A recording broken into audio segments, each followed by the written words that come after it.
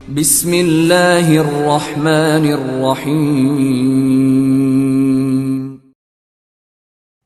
کتاب کا نام ملکہ بخارا، مصنف الماس M.A۔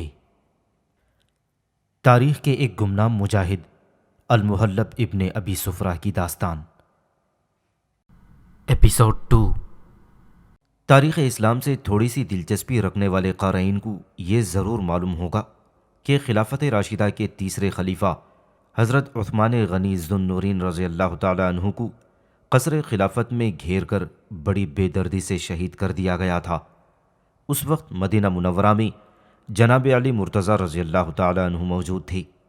جناب علی رضی اللہ تعالی عنہ نے اپنے دونوں بیٹوں یعنی حضرت حسن اور حسین رضی اللہ تعالی عنہ مجمعین کو قصر خلافت کے دروازے پر محافظ کی حیثیت سے بھیج دیا تھا۔ ان دونوں نوجوانوں نے وہاں پہنچ کر تلواریں لہراتے ہوئے یہ اعلان کیا تھا کہ جس شخص نے اس قصر خلافت میں داخل ہونے کی کوشش کی اسے پہلے فاتح خیبر کے فرزندوں کی تلواروں سے ٹکرانا ہوگا۔ باغیوں نے جب حسن و حسین رضی اللہ تعالیٰ عنہ مجمعین کو پہرے پر دیکھا تو صدر دروازے سے اندر جانے کی کسی کو ہمت نہ ہوئی۔ اب انہوں نے اس کا توڑ یہ نکالا کہ 4-5 باغی قصر خلافت میں صدر دروازے سے داخل ہونے کے بجائے قصر کی پچھلی دیوار پھاند کر اندر داخل ہو گئے۔ ان باغیوں اور حملہ آوروں میں حضرت ابوبکر صدیق رضی اللہ تعالیٰ عنہ کے ایک صاحبزادے بھی تھے۔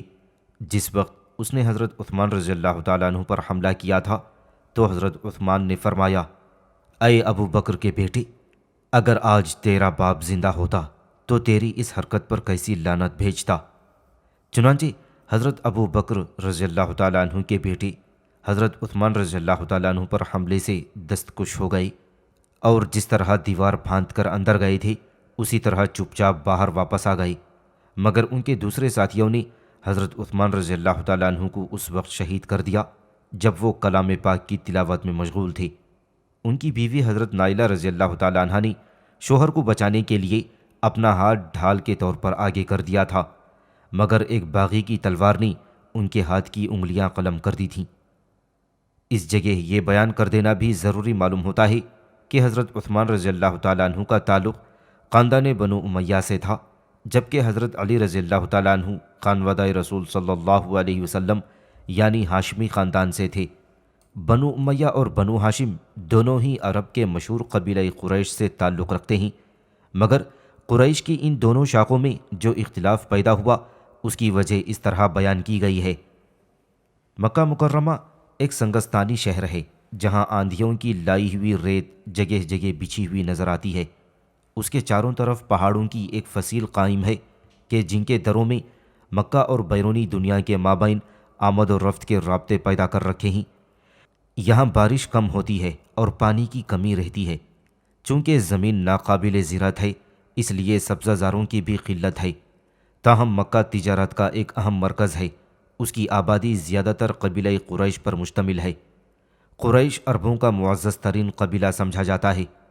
بنو قریش حضرت ابراہیم علیہ السلام کے بیٹے حضرت اسماعیل علیہ السلام کی اولاد سے ہیں، اور حضرت اسماعیل علیہ السلام کی اولاد میں سے جس شخص نے اس خاندان کو قریش کے لقب سے ممتاز کیا اس کا نام نظر کنانہ ہے۔ ایک قول کے مطابق قریش ایک دریائی جانور کا نام ہے جو دریا کے دوسرے تمام جانوروں سے زیادہ طاقتور ہوتا ہے اور اس سے سب ڈرتے ہیں۔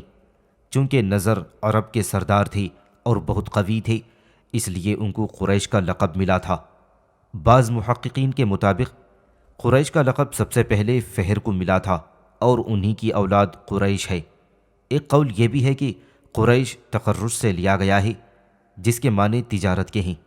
ایک بیان یہ بھی ہے کہ قریش قرش کی اسم تصغیر ہے، اور قرش اس بڑی مچھلی کو کہتے ہیں جو سمندر کے دوسرے جانوروں کو کھا جاتی ہے۔ قریش کو فہر کی طرف سے صرف اس وجہ سے منسوب کیا گیا تھا کہ نظر کی نسل کسی سے نہیں چلی، اس لیے کہتے ہیں کہ قریش فہرین مالک کی اولاد ہیں۔ خیال رہے کہ یہ بیان ابن خلدون کا ہے۔ حضرت اسماعیل علیہ السلام نے آل جرہم کی ایک خاتون سے شادی کی تھی جن کے بدن سے خدا نے انہیں 12 بیٹے دیے تھے۔ ان میں سے ایک کا نام قیدار تھا۔ اس قیدار کی اولاد میں عدنان تھے جن کے نام پر اولاد اسماعیل کی ایک شاخ بنو عدنان کہلاتی ہے۔ اس عدنان کے بیٹے معد کی اولاد سے شہر بن مالک تھا، جس کے نام سے خاندان قریش منسوب ہے۔ قریش میں بہت سے خاندان ہیں جن میں خاص خاص مندرجہ ذیل ہیں۔ بنو ہاشم یعنی پیغمبر اسلام صلی اللہ علیہ وسلم اس خاندان سے ہیں۔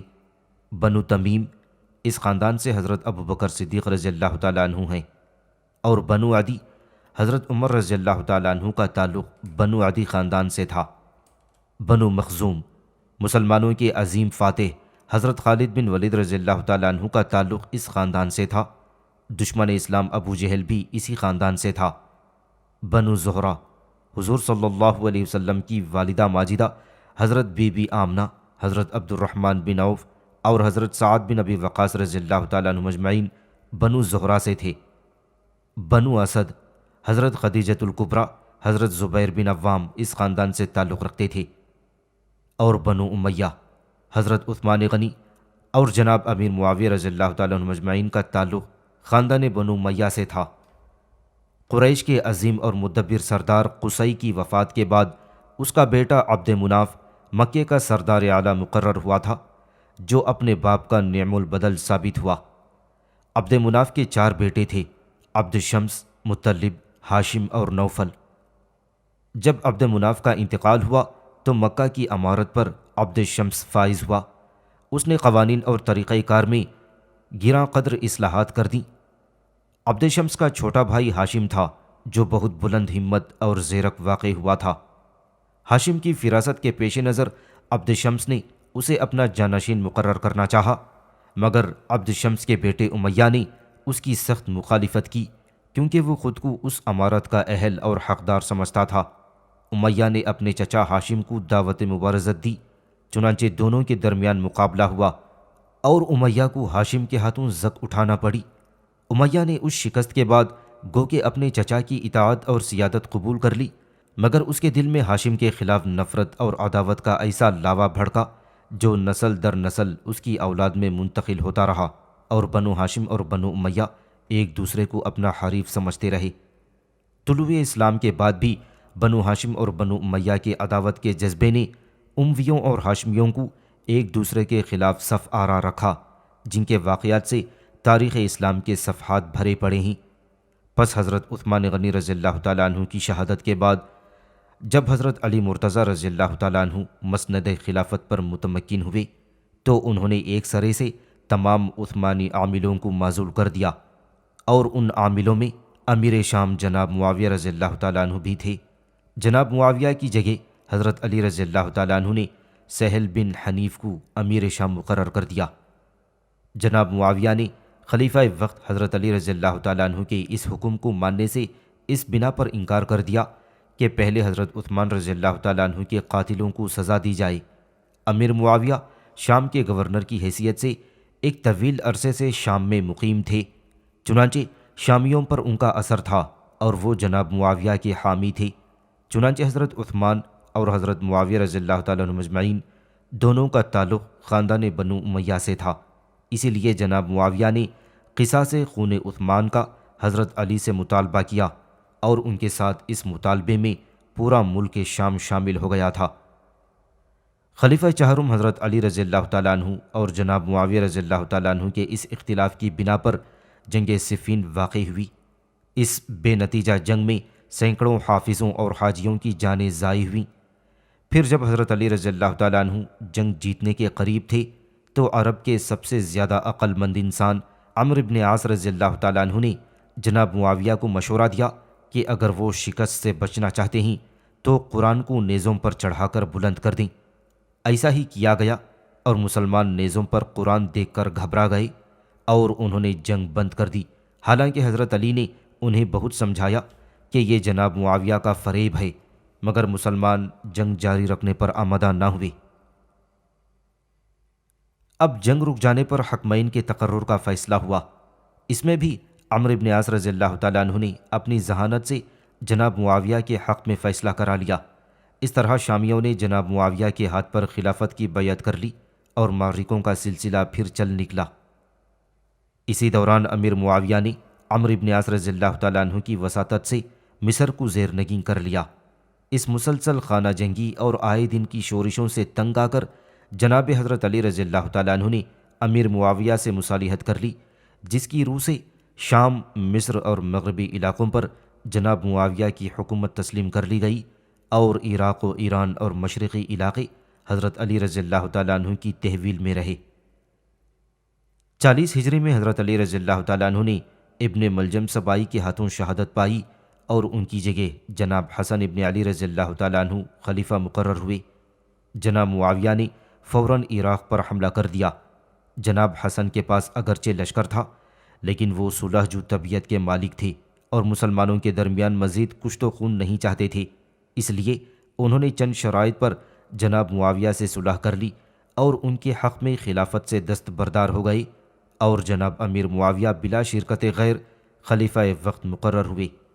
اس طرح خلافت بنو امیہ کا 41 ہجری بمطابق 661 عیسوی میں آغاز ہوا تھا۔ اس مختصر تاریخی بیان سے قارئین کی سمجھ میں آ گیا ہوگا کہ خلافت بنو امیہ کا کس طرح آغاز ہوا۔ چونکہ جناب معاویہ کا کوئی مد مقابل نہ رہا تھا، اس لیے انہوں نے خارجیوں کی شورش اور فتوحات کی طرف توجہ دی۔ حضرت معاویہ رضی اللہ تعالیٰ عنہ ایک اچھے جرنیل اور فتوحات کے دل دادا تھے، اس لیے انہوں نے خارجیوں کے خاتمے کے بعد فتوحات کا سلسلہ شروع کر دیا۔ جناب معاویہ رضی اللہ تعالیٰ عنہ نے خلافت راشدہ کے تیسرے خلیفہ جناب عثمان غنی رضی اللہ تعالیٰ عنہ کے دور خلافت میں اسلام میں پہلی بار بحری بیڑے کی بنیاد رکھی تھی اور رومیوں کو کئی معرکوں میں شکست دی تھی۔ خلفائے راشدین کے دوسرے، تیسرے اور چوتھے خلیفہ کے عہد میں بر صغیر پاک و ہند پر مسلمانوں نے کئی بار یورش کی، مگر تینوں خلفائے کرام نے بر صغیر اور خصوصاً سندھ پر بھرپور حملے کی اجازت نہ دی۔ مگر جب جناب امیر معاویہ رضی اللہ تعالیٰ عنہ نے فتوحات کا سلسلہ شروع کیا تو بر صغیر پر 2 اطراف سے یورش کروائی۔ انہوں نے ایک فوج کو محلب بن ابی سفرہ کی سرکردگی میں، یہ وہی محلب بن ابی سفرہ ہیں جو اس وقت بخارا کی مہم پر سعید بن عثمان کے نائب سالار ہیں، بر صغیر کی سرحد کی طرف روانہ کر دیا۔ یہ فوج کابل فتح کرتی ہوئی درہ خیبر کے راستے بر صغیر پاک و ہند میں داخل ہو گئی اور ملتان اور کابل کے درمیان اہواز تک پہنچی تھی۔ امیر معاویہ رضی اللہ تعالیٰ عنہ نے ایک دوسری فوج عبداللہ بن سوار عبدی کی سرکردگی میں بر صغیر پر حملے کے لیے روانہ کی تھی۔ یہ فوج قیقان پر حملہ آور ہوئی تھی، جس میں بھاری مقدار میں مال غنیمت حاصل ہوا تھا، جس میں قیقانی گھوڑے بھی تھے۔ عبداللہ بن سوار قیقانی گھوڑوں کا تحفہ لے کر جناب امیر معاویہ کی خدمت میں حاضر ہوئے تھے۔ وہ چند دن قیام کے بعد پھر قیقان واپس چلے گئے تھے، جہاں ترکوں نے یورش کر کے انہیں شہید کر دیا۔ 54 ہجری میں جناب معاویہ رضی اللہ تعالیٰ عنہ نے عبید اللہ بن زیاد، یہی ابن زیاد ہے جس کا نام واقعہ کربلا میں بہت نمایاں ہوا تھا، اسے شمالی ایران کے علاقۂ خراسان کا گورنر مقرر کیا۔ ابن زیاد کے بعد اس کے جانشین سعید بن عثمان ہوئے۔ انہوں نے ایک بڑے لشکر کے ساتھ دریائے جیہون پار کر کے سوغت پر فوج کشی کی تھی۔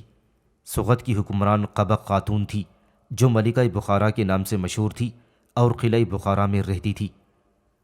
آئیے اب ہم پھر اپنے اصل موضوع یعنی ملکہ بخارا اور قلعہ بخارا کی طرف واپس آتے ہیں اور اس سلسلے کو وہاں سے شروع کرتے ہیں جہاں سے چھوڑا تھا۔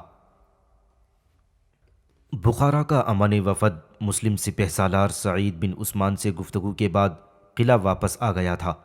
وفد کے ساتھ سپہ سالار کا چھوٹا بھائی سعد بن عثمان بھی قلعے میں آیا تھا۔ قلعے میں پہنچ کر انترا نے مہمان سردار کے بارے میں کنیزوں اور غلاموں کو کچھ ہدایات دیں، پھر وہ ملکہ بخارا کے محل کی طرف چلی گئی۔ سعد بن عثمان کو قلعے کے ایک شاندار کمرے میں ٹھہرایا گیا، مگر سعد کے دل و دماغ ٹھکانے نہ تھے۔ انترا خاتون نے اپنی دزدیدہ نظری سے سعد کو دیوانہ بنا دیا تھا۔ وہ محتاج ضرور ہو گیا تھا، مگر دل و دماغ پر اس کا اختیار نہ تھا۔ اسے یاد ہی نہیں تھا کہ وہ اپنے لشکر سے قلعہ بخارا تک کس طرح پہنچا۔ ہر چند کے انترا خاتون نے قلعہ واپس ہوتے ہوئے سعد سے کوئی بات بھی نہیں کی تھی، مگر سعد یہ سمجھ بیٹھا کہ جس طرح اس کا دل انترا خاتون کے لیے بے چین ہے، اسی طرح وہ بھی اس کے لیے بے قرار ہوگی۔ اس شاندار کمرے میں آئے ہوئے اسے 1 گھنٹے سے زیادہ ہو چکا تھا، مگر اس کے حواس ابھی تک درست نہ ہوئے تھے۔ انترا کے حسن نے اسے پوری طرح اپنے سحر میں جکڑ لیا تھا۔ اس نے ملک شام میں بہت سی دوشیزائیں دیکھی تھیں، مگر انترا کا انداز ان سب سے جدا تھا۔ وہ اس کی مور جیسی سبک چال، وہ اس کا شاہانہ پروقار انداز۔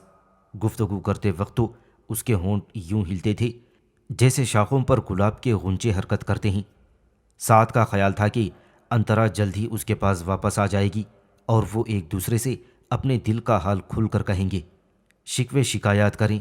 انترا ناز و عطا دکھائے گی اور وہ اس کی ناز برداری کرے گا، مگر وقت گزرنے کے ساتھ ساتھ اس کے خیالات موہوم ہوتے چلے جا رہے تھے۔ پھر اسے اچانک خیال آیا کہ کہیں وہ دیوانہ تو نہیں ہو گیا ہے۔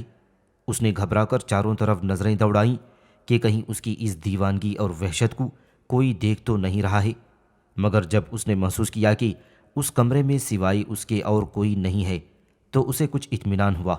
اس نے خود کو سنبھالا اور اپنے آئندہ اقدام کے بارے میں سوچنے لگا۔ کمرے کے دروازے پر کئی کنیزیں کھڑی تھیں۔ سعد نے ایک کنیز کو اشارے سے بلوا لیا۔ کنیز دوڑتی ہوئی آئی اور ہاتھ باندھ کر کھڑی ہو گئی۔ فرمائیے خوبصورت شہزادے، کیا حکم ہے؟ سعد کو پسینہ آ گیا۔ کنیز چور نظروں سے اسے دیکھ رہی تھی۔ وہ نہیں، کچھ نہیں۔ سعد نے کوشش کی مگر کچھ بھی نہ کہہ سکا۔ اس کی سمجھ میں نہیں آ رہا تھا کہ کنیز سے کیسے کہے اور کیا کہے۔ انترا کا نام لیتے ہوئے وہ ڈر رہا تھا۔ انترا بھی کنیز تھی اور یہ بھی کنیز، نہ معلوم یہ کیا سمجھے اور کیا کیا افسانے بن جائیں۔ مفت میں رسوائی کو دعوت دینا کوئی عقل مندی تو نہیں۔ کنیز نے اسے شوقی سے چھیڑا۔ آپ کچھ فرما رہے تھے میرے شہزادے؟ ادب سے بات کرو۔ شہزادے کا بدن غصے سے کانپ اٹھا۔ میں شہزادہ نہیں، ایک معمولی سوار ہوں۔ سوار آپ اپنے لشکر کے ہوں گے، کنیز اٹھلا کر بولی۔ یہاں تو آپ شہزادے ہیں۔ ملکہ بخارا نے آپ کو اس عالیشان کمرے میں ٹھہرایا ہے۔ اس کمرے میں صرف بادشاہ اور بادشاہ زادے ہی ٹھہرا کرتے ہیں۔ اچھا، سعد نے منہ بنایا، پھر نظریں اٹھا کر کمرے کو دیکھا تو اس کی آنکھیں حیرت سے کھلی کی کھلی رہ گئیں۔ وہ جس وقت اپنے لشکر سے چلا تھا تو انترا کے حسن میں کھو چکا تھا۔ اسے بالکل یاد نہیں کہ وہ کن راستوں سے گزر کر اس خوبصورت کمرے تک پہنچا تھا۔ سعد نے اچانک کنیز کو مخاطب کیا۔ کنیز، اگر تم گفتگو میں احتیاط برتو تو ہماری باتیں زیادہ دلچسپ ہو سکتی ہیں۔ دراصل سعد نے کنیز کو اپنے اعتماد میں لینے کی کوشش کی تھی۔ کنیز فوراً اعتماد میں آ گئی اور بولی، شہزادے آپ مجھے معاف کر دیجئے، میں آپ کی شان میں کوئی گستاخی نہ کروں گی۔ میرے لیے یہ کیا حکم ہے کہ مجھے اس انسان نے گفتگو کا موقع دیا ہے جو کسی دیوتا سے کم نہیں۔ میری اس قدر تعریف نہ کرو کنیز، سعد نے الجھتے ہوئے کہا۔ میں سچ کہہ رہا ہوں کہ میری حیثیت ایک معمولی سردار کے سوا اور کچھ نہیں۔ مجھے یہ عزت ضرور حاصل ہے کہ میں سپہ سالار لشکر اسلام سعید بن عثمان کا چھوٹا بھائی ہوں۔ شوق چشم اور شوق زبان کنیز نے پٹاخ سے کہا، اپنوں میں آپ کچھ بھی ہوں مگر ملکہ کے خوابوں کے شہزادے تو آپ ہی ہیں۔ کنیز، تم باتیں بڑی دلچسپ کرتی ہو، سعد نے جواب دیا۔ میں ملکہ بخارا کی مہمان نوازی کا شکر گزار ہوں۔ اگر مہمان نوازی میں دل نوازی شامل ہو جائے تو بڑا مزہ آتا ہے۔ کنیز نے پٹ سے ٹکڑا لگایا۔ سعد نے اسے حیران نظروں سے دیکھا۔ تم نے یہ باتیں کس سے سیکھیں؟ میرا مطلب ہے کہ تم شاید پڑھی لکھی ہو۔ کنیز ہنس پڑی۔ شہزادے، میں پڑھی بھی ہوں اور لکھنا بھی جانتی ہوں۔ ملکہ بخارا نے مجھے اپنی سہیلی بنا لیا ہے۔ اب آیا آپ کی سمجھ میں؟ سمجھ آیا۔ سعد بھی مسکرایا۔ اس کا مطلب ہے کہ تمہاری ملکہ بھی اس طرح خوب چٹاخ پٹاخ باتیں کرتی ہوں گی۔ کیا آپ نے ان کی باتیں نہیں سنی؟ کنیز نے سعد کو حیران نظروں سے دیکھا۔ باتیں؟ ابھی تو میں نے ان کی صورت بھی نہیں دیکھی۔ اور سعد نہ جانے کیا سوچ کر مسکرانے لگا۔ مگر وہ انترا؟ اتنا کہنے کے بعد کنیز نے فوراً اپنے منہ پر ہاتھ رکھ لیا۔ انترا کے نام پر سعد کا دل کھل اٹھا۔ اس نے کہا، کنیز تم چپ کیوں ہو گئیں؟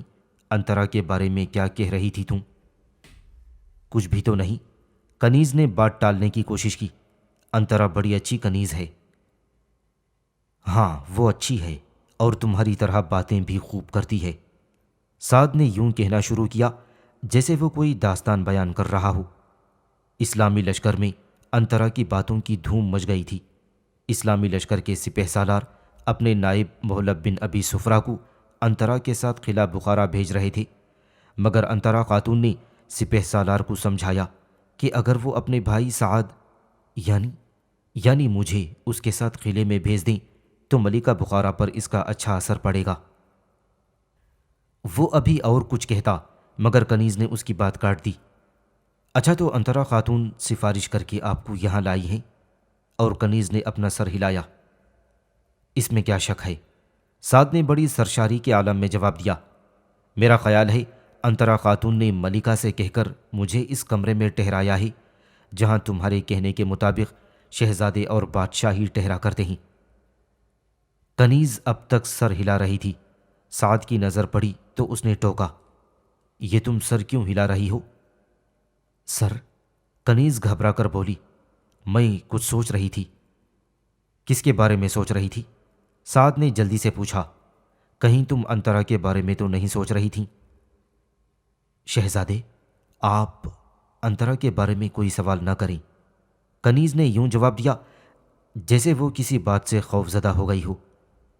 سعد نے اس کی حالت کا قطعی خیال نہ کیا اور بات بڑھانے کے لیے کہا، اچھا چھوڑو انترا کو، بتاؤ تمہارا نام کیا ہے؟ میرا نام کنیز ہے۔ کنیز پر اب بھی خوف طاری تھا۔ ارے بھائی، یہ تو تمہارے کام کا نام ہے، تمہارا اصلی یعنی گھر کا کیا نام ہے؟ کنیز الجھتے ہوئے بولی، شہزادے، قلعے میں تمام نوکرانیوں کو کنیز ہی کے نام سے پکارا جاتا ہے، آیا کچھ آپ کی سمجھ میں؟ مگر انترا بھی تو کنیز ہی ہے، پھر اس کا نام انترا کیوں ہے؟ سعد نے کنیز کو اور زیادہ الجھا دیا۔ انترا کنیز نہیں ہے شہزادے۔ کنیز جھلا گئی۔ تو پھر کیا ہے؟ سعد نے جرح شروع کر دی۔ انترا خاتون ملکہ بخارا کی خاص کنیز بلکہ سہیلی ہے۔ انترا اکثر ملکہ بخارا کی زبان سے بولتی ہے اور ملکہ بخارا کبھی کبھی انترا خاتون کی زبان بولنے لگتی ہے۔ کنیز نے ٹہر کر مگر الجھے الفاظ میں اپنا مطلب سمجھانے کی کوشش کی۔ سعد اپنے ہی خیالوں میں گم تھا، اس کی سمجھ میں کچھ بھی نہ آیا۔ آخر اس نے کہا، کنیز، تم میرا ایک کام کر سکتی ہو؟ میں کنیز ہوں، کنیز نے جواب دیا۔ ایک کام نہیں 100 کام بتائیے، میں ضرور کروں گی۔ آپ کی خدمت پر تو مجھے مامور کیا گیا ہے۔ شکریہ۔ سعد خوش ہو گیا۔ کام یہ ہے کہ انترا سے جا کر کہو کہ سعد بہت گھبرا رہا ہے، جس قدر جلد ہو سکے ملکہ بخارا کا جواب لے آئی۔ اگر جواب میں تاخیر ہو تو وہ خود آ کر مجھ سے مل جائے۔ شہزادے، آپ کیا کہہ رہے ہیں؟ کنیز نے انگلیاں چٹکاتے ہوئے کہا، انترا آپ کے پاس نہیں آ سکتی، شاید وہ آپ سے کبھی نہ مل سکے۔ یہ کہتے ہوئے کنیز کمرے کے باہر چلی گئی۔ اب سعد واقعی پریشان ہو گیا۔ اس کی سمجھ میں نہ آیا کہ انترا اس سے کیوں نہیں مل سکتی، آخر وہ بھی تو ایک کنیز ہے۔ کیا ہوا اگر وہ ملکہ بخارا کی کنیز ہے؟ پھر ایک دم اسے خیال آیا کہ جب انترا خاتون لشکر اسلام میں سعید بن عثمان سے گفتگو کر رہی تھی تو انہوں نے قلعہ بخارا جانے کے لیے اپنے نائب محلب بن ابی سفرہ کا نام تجویز کیا تھا، مگر انترا خاتون نے اسے یعنی سعد کو قلعہ بھیجنے پر زور دیا تھا۔ ممکن ہے وزیر اعظم بخارا کو یہ بات ناگوار گزری ہو اور اس نے واپسی پر ملکہ بخارا کے کان انترا کے خلاف بھر دیے ہوں۔ یہ بھی ہو سکتا ہے کہ ملکہ بخارا نے ناراض ہو کر انترا خاتون کو قید کرا دیا ہے۔ جبھی تو کنیز کہہ رہی تھی انترا خاتون شاید مجھ سے کبھی نہ مل سکے۔ سوچتے سوچتے سعد کے سر میں درد شروع ہو گیا۔ وہ ایک نرم کوچ کا سہارا لے کر بیٹھ گیا، پھر اس پر غنودگی طاری ہو گئی اور وہ بیٹھے ہی بیٹھے سو گیا۔